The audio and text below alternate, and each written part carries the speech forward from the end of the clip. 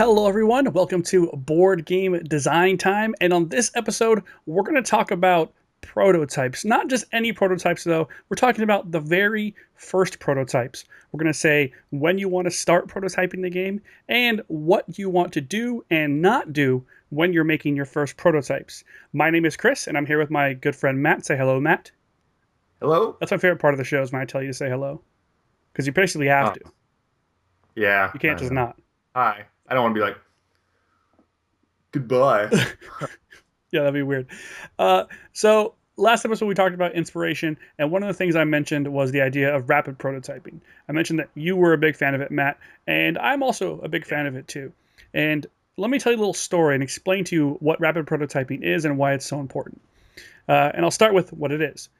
So when we talk about rapid prototyping, that's the idea that when you get an idea, a concept for a game, when you get a concept for a game in your head, the best thing that you can do is run out and make that thing. However, you got to do it, the fastest possible way you can get that idea from your head into a physical object, do it and start manipulating it.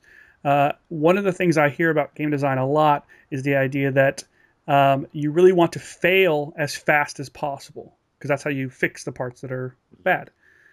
One example of this was a game I was thinking about a few months ago. And I had this idea that I was thinking about it when I was driving to work every day, and I would think about this game. And it took me a couple of weeks of just thinking about it. And I was like, oh, well, if I did this mechanic here and did this, no, that wouldn't really work. I have to do this instead. And, oh, yeah, that'll fix that problem, so on and so forth. And eventually I got down to eventually making a prototype for it. I spent a lot of time on it, did some cool graphics, made some cool tiles, picked out just the right types of components that I wanted to steal from other games to use for it. And I started playing it just kind of solo just to see how it felt. And it took about 15 minutes before I realized the entire conceit of the game did not work at all. It was horrible. And if I would have just stopped for a second and actually built that piece of it sooner, I would have came to that conclusion a lot sooner and saved myself a lot of time and a lot of headspace. I spent a lot of time thinking about this. I could have been thinking about, I don't know, balancing my checkbook or something like that, something more useful. Um, and I want to encourage you to have the chance to try something out before it's finished.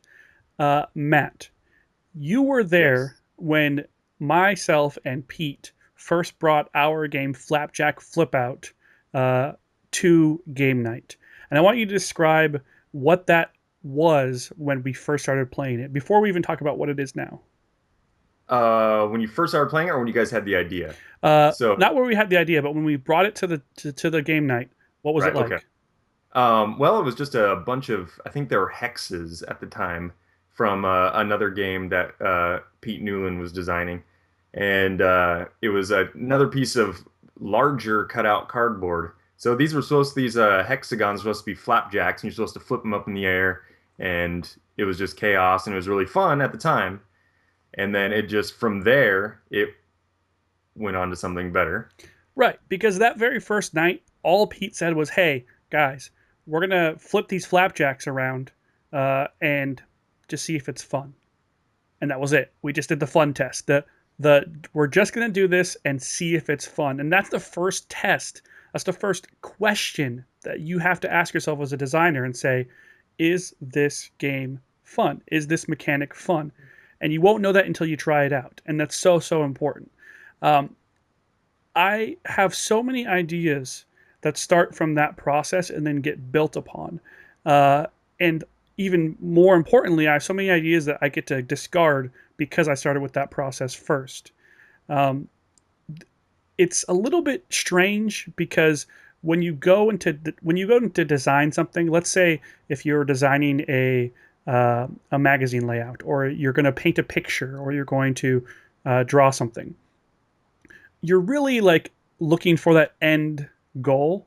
Like when you're designing the game, you're picturing the complete product, but that's not really how game design works. Game design is a very intricate process, and a lot of it comes down to small systems within a larger system. And I really encourage you to, as soon as you can, get something out of your head and try it out and see if that small piece of it functions and does what it's supposed to do. Uh, it is possible to start with a more complex idea and sort of whittle it down. That's possible. But what I want to encourage you to do is not wait until you've solved it in your head, until you've tried it on a table. Of course, there is some concerns with actually building that first prototype. And Matt, why don't you speak a little bit about that? Well, okay, there's the common pitfall of, especially new designers, they have an awesome idea. They want to make a game so their friends can enjoy it. Uh, I fell into this pitfall all the time. I want to make this game look awesome for my friends. Mm-hmm. And I want to put cool art and I want to draw and I'm going to get my friend who's a really good artist and make it really cool. And then all of a sudden we go and play the game and it's horrible. And I just spent all that time making this awesome prototype.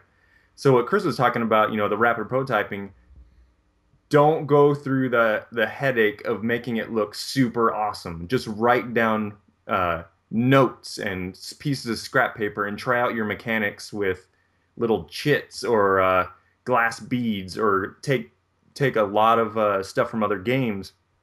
Don't take a lot of time making your rapid prototypes because you will be disappointed. Your game will change. Yeah. Um, so I think that's one of the biggest things too, Matt. I think you hit it on the head. Is the fact that when you're trying something out, when you're prototyping something, and you're going at it with an open mind, you're going there with the assumption that it's not done, and you literally want to make changes to finish it. mhm. So often, when you put a lot of effort into something and you make it just perfect and you make it exactly how you envision it, psychologically, you're going to be very, very uh, adverse to altering that because you've put a Yes. lot of work into it. It's got sunk cost fallacy, where you feel like, well, this part I know works well because this is the part I've concentrated most of my efforts on. And you have to be able to discard that, and it's tough. I mean, me and Matt Yeah. have designed games, went out, contacted artists to work on art for those games, and then had to say, you know what, this isn't working, and this art no longer works for this game that we made. And it's a tough like band-aid to pull off, but it was so freeing when we came to that conclusion. And you can save Yeah. yourself a lot of that heartache and a lot of that sort of that stress by just going at it with the mindset that what you're making is not a final product. Now I understand it's hard sometimes to get your friends and family to play something that's not done. Like I get that. And to be honest, I probably put a little bit too much effort even now into the prototypes that I make, because I happen to have programs like Photoshop and I happen to enjoy, Illustrator and those types of programs. Um, but just know that like you're designing this for your friends and family, but for in order for it to get to that point, you've got to actually put the work in yourself, and you have to know if it's going to be something that they're going to enjoy. Uh, so Matt, we should share some of our prototypes with Yeah. folks and talk about like these are just our first prototypes. We'll talk about making a more polished prototype in a later episode, but these are we want to show you like the very beginning stages. So Matt, do you have an example that you want to share? Well, I've got plenty examples here. Let's go with a game that is about sea monster fishing. And at first, I like to draw. So I drew like really cool little monsters on little cardboard and stuff. I mean, this is overdoing it for prototypes. Trust me. But you just cut out little pieces of paper, write ink. I got that from an octopus. Yay. Or a smaller sea serpent.